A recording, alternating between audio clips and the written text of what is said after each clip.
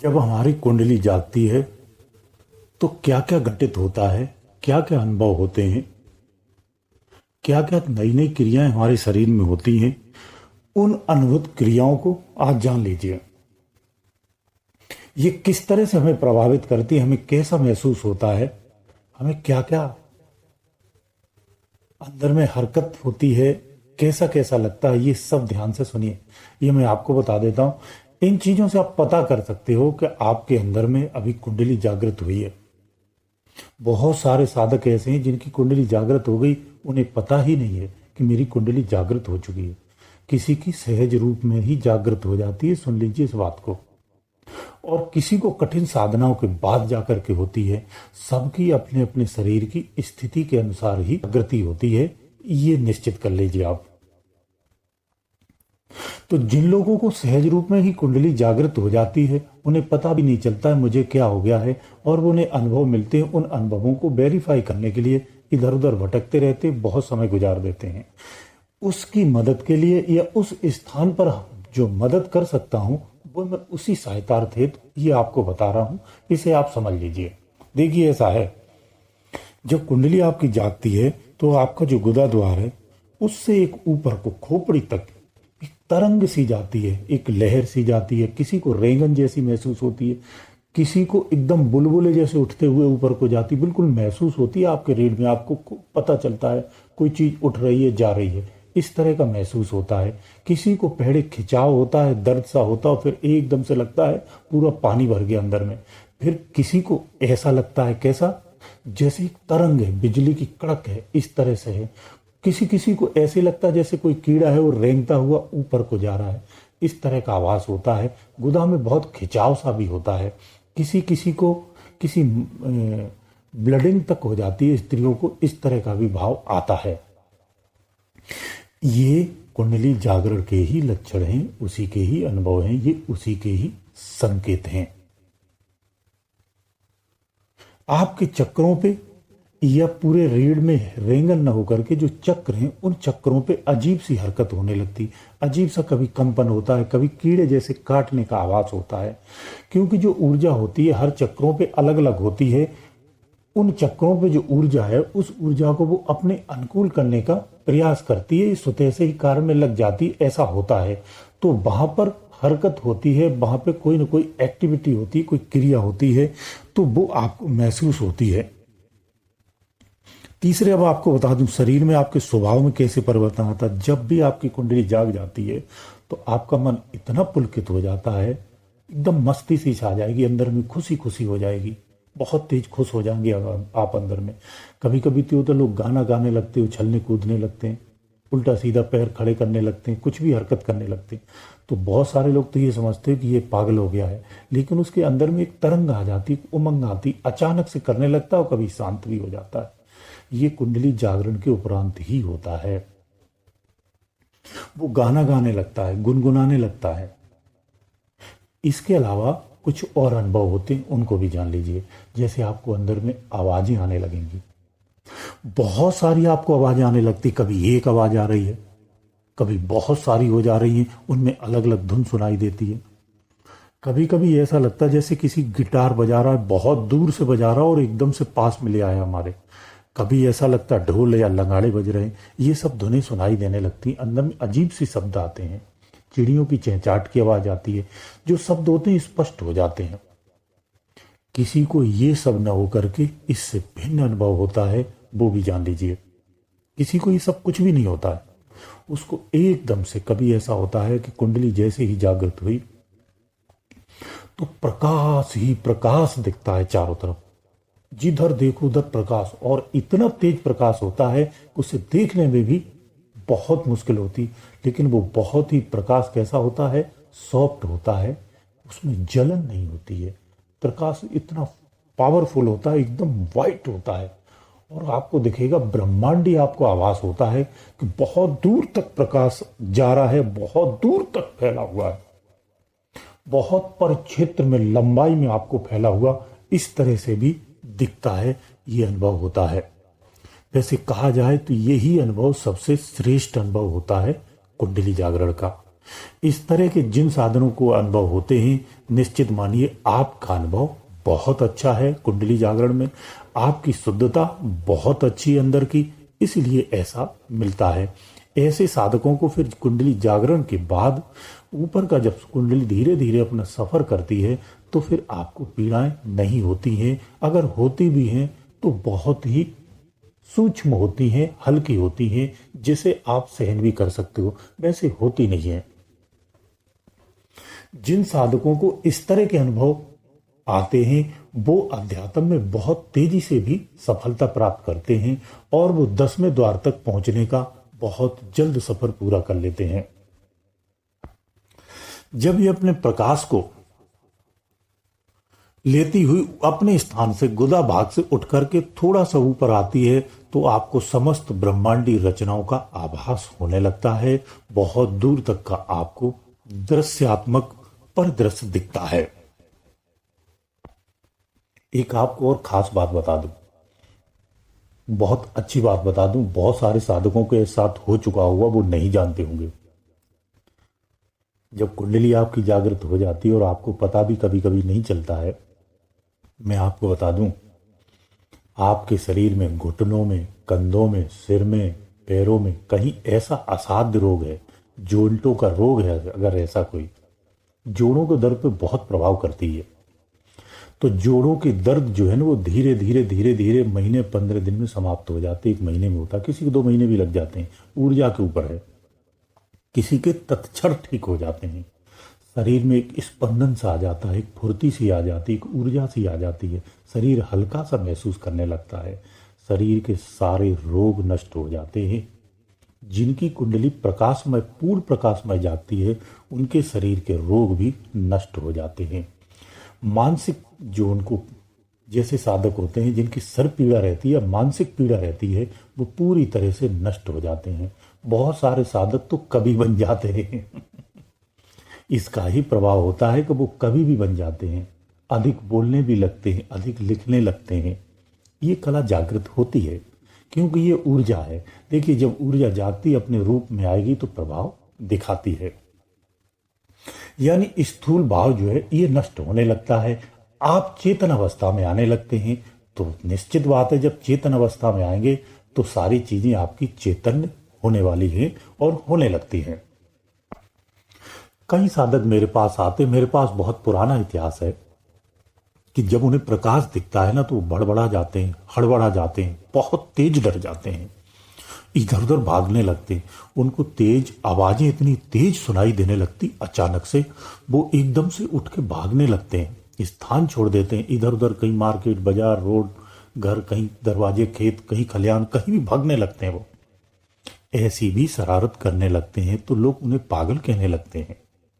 इसीलिए कहते हैं कि परिपक्वता बहुत जरूरी होती है और गुरु के सानिध्य में ही साधना करनी चाहिए। अगर मानसिक रूप से आप बहुत ज्यादा स्ट्रांग नहीं है तो कुंडली साधनाओं को इस तरह से नहीं करना चाहिए स्वेच्छा से। कभी कभी किसी साधकों को ऐसा होता है, किसी को नहीं होता, उसकी बहुत दूर तक की आवाजें सुनाई देने लगती, यानी आपकी जो सुनने की क्षमता है वो बहुत दूर तक की हो जाती है। ऐसा होता है, लेकिन सबके साथ हो ऐसा नहीं होता है। सबकी क्षमताएं अलग हैं तो अलग अलग ही अनुभव होते हैं। किसी किसी को तो ऐसा लगता है कि वो समस्त भजनों को याद कर लिया हो, जैसे उसने ऐसी क्षमता आ जाती है कि किसी चीज को वो पढ़ता है तो एक ही बार में उसे याद हो जाता है, या किसी का उसे नाम बता दो तो फिर वो कभी भूलता नहीं है। इस तरह से भी होता है। और एक सबसे खास बात आपको बता दूं, बहुत बड़ी बात बताता हूं आपको, बहुत सारे ऐसे साधक जो पढ़े लिखे तक नहीं है, कभी उन्होंने अध्ययन नहीं किया है, आप उनसे पूछ लीजिए, किसी वेद का मंत्र बता देंगे। सोते से अंदर में उनको मंत्र याद हो जाते, मंत्र आ जाते हैं, जब वो बोलते हैं तो वाणियों में आ जाते हैं। ऐसा होता है, आंतरिक वाणी जाग जाती है और वो ज्ञानमय प्रवचन भी देने लगते हैं। तो बहुत सारे लोग दंग रह जाते, कैसे हो गया। ये कोई चमत्कार नहीं है, फिर मैं आपको बोलता हूं, ये आंतरिक विज्ञान है। जब जागृत होता है तो अपने स्वरूप को दिखाता है, अपने प्रभाव को दिखाता है। ये कोई शरणागत होने वाला या गुलामी करने वाला नहीं है कि सत्य के प्रभु हो गए हैं कि तुम ही परमात्मा, ऐसा नहीं है। इस सत्य से, इस झूठ से बचिए और सत्य को पहचानिए। ये विज्ञान है जो तुम्हारे अंदर में भी है। चाहो तो आप वहां से सीख करके उस विज्ञान को जगाइए।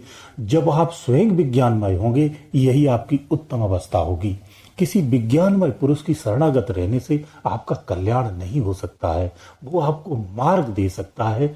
कल्याण करने के लिए आपको स्वयं ही मेहनत करनी पड़ेगी, स्वयं से ही प्रयास करना पड़ेगा। ये यथार्थ सत्य है। मैं निस्वार्थ हूं, इसलिए चीजों को बोल देता हूं। स्वार्थी लोग इसे कदाप नहीं बोलते हैं। वो कहते हैं कि हमारी शरणागत हो जाइए, मैं कल्याण कर दूंगा। सत्य बात तो यह है कि जब तक आप स्वयं से प्रयास नहीं करेंगे, आपका गुरु कुछ नहीं कर सकता है। वो सिर्फ और सिर्फ मार्गदर्शन देगा। जब उस मार्ग पर आप चलेंगे और उस मार्ग में जो बाधाएं आती हैं, वहां आकर के वो आपकी मदद करेगा, आपकी रक्षा भी करेगा। ये गुरु करता है, शरीर रूप से और रूहानी रूप से, दोनों रूप में करता है। जब आपकी कुंडली जाग जाएगी तो अंदर में आपको चक्र स्पष्ट दिखते, शरीर में कौन सा चक्र कहां पर है और कैसे कार्य कर रहा है। और बारीक हो जाता तो चक्रों की मलिनता भी आपको स्पष्ट दिखाई देती है। और बता दूं, इसके अलावा खास बात आपको बता दूं, देवी देवताओं के दर्शन हो जाते हैं। जिन देवी देवताओं के लिए आप बाहर में धूप अगरबत्ती तमाम लगा लगा के परेशान रहते हैं, याचना करते हैं, उनके जप करते हैं, उनके मंदिरों में जाते हैं, कोसों दूर धक्के खा करके जिन मंदिरों में दर्शन करने के लिए जाते हैं, वो सारे देव आपके अंदर में सदृश दिखते हैं, जिंदा दिखते हैं। जी हाँ, पलक झपकाते हुए दिखते हैं। आपकी जब उत्तम अवस्था आती है तो आपसे वार्ता भी करते हैं। ये बहुत गूढ़ रहस्य हैं जिन्हें मैं खोल के बता देता हूं, लेकिन आप लोग फिर भी साधना नहीं करते हो, तब कष्ट होता है। कुंडली जागने के बाद कभी कभी क्या होता है कि आपका अजपा जाप सुते से ही प्रारंभ हो जाता, अनुलोम विलोम सुते से ही चलने लगता है, या आपका पहले से जो जाप कर रहे थे बहुत तेजी से, बहुत स्पीड से पकड़ लेता है और सुते से ही प्रारंभ हो जाता है। ऐसी भी अवस्था आती है। दूसरा, कभी कभी भ्रम बहुत उत्पन्न होता है। ऐसा होता है कि जैसे आप घर में बैठे, आपको लगता है दरवाजे पे कोई आपको आवाज दे रहा है, अभी किसी ने पुकारा है। यह लगता है दरवाजे पे कोई जानवर आ गया, वो गेट को खटखटा रहा है, या किसी आदमी ने गेट खटखटाया है। इस तरह के आभास होते हैं। कभी आपको लगता है जैसे बाहर बारिश हो रही है, बाहर या कोई दूसरी एक्टिविटी हो रही है, या कोई गाड़ी की आवाज आ रही है, या किसी पक्षी की आवाज आ रही है। इस तरह के अनुभव होते। कभी कभी लगता है कुछ चीज घर में गिर गई, या बाहर कुछ गिर गया है, या बहुत बड़ा कोई विस्फोट हो गया। इस तरह की आवाजें आती हैं। ये कुछ दिनों तक रहती हैं। ये भी आप क्लियर कर लिए, मैं सारी चीजें बताते चलता हूं। ये चीजें कुछ दिनों तक रहती हैं। एक निश्चित अवस्था के बाद ये सब समाप्त हो जाती हैं। फिर आप चेतनमय हो जाते, वहां ये सब चीजें कुछ भी नहीं रहता है। लेकिन ये प्रारंभिक अवस्था आपको बता रहा हूं, ये ध्यान रखना, ये सब चीजें उस समय होती हैं, मैं वो बता रहा हूं।